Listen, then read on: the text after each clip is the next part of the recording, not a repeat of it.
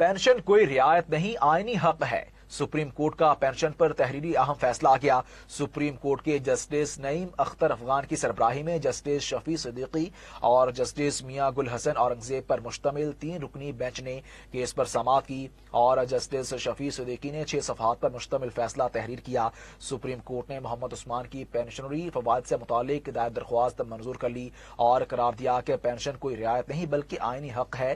Supreme court نے federal service tribunal کا pension مسترد کرنے کا فیصلہ قلعدم قرار دے دیا اور کہا کہ درخواست گزار نے ستمبر 2007 میں سرکاری ملازمت سے استعفیٰ دیا تھا اور استعفے کے وقت درخواست گزار 20 سالہ کوالیفائنگ سروس مکمل کر چکے تھے۔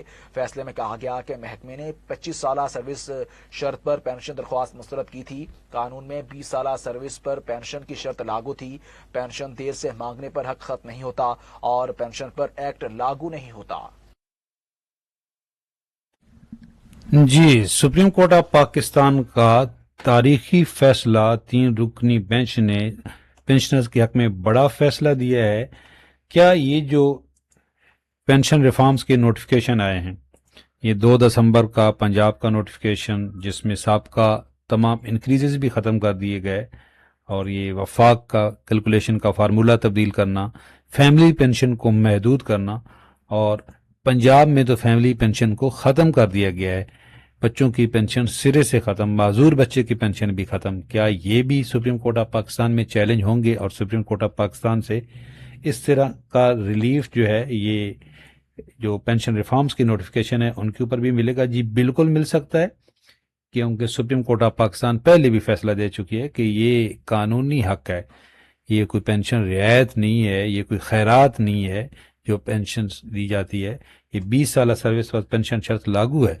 تو ایک بندہ تھا جس کی 20 سال سروس ہو چکی تھی، تو چونکہ شرط 25 سال کی ہے اس وقت پنجاب میں تو، اور کے پی کے میں 55 سال کی بھی شرط لگا دی گئی ہے، تو اگر کسی کو اس طرح کا کوئی بینیفٹ نہیں ملتا تو بالکل وہ یہ ریفرنس کوٹ کر سکتے ہیں۔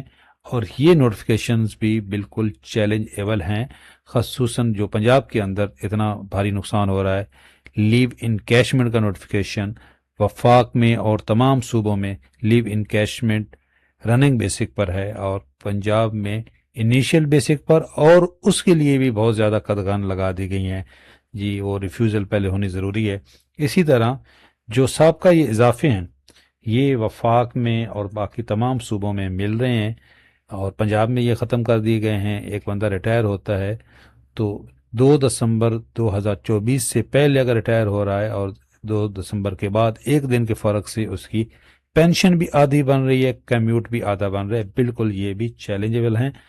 جس طرح آج سپریم کورٹ آف پاکستان سے خوشخبری ملی ہے، انشاءاللہ اس طرح اور بھی خوشخبری ملے گی۔ رول 17A بھی بالکل سپریم کورٹ آف پاکستان کا لارجر بینچ دیکھ سکتا ہے اور اس سے متعلق بھی انشاءاللہ بہت جلد خوشخبری ملے گی۔ اللہ حافظ۔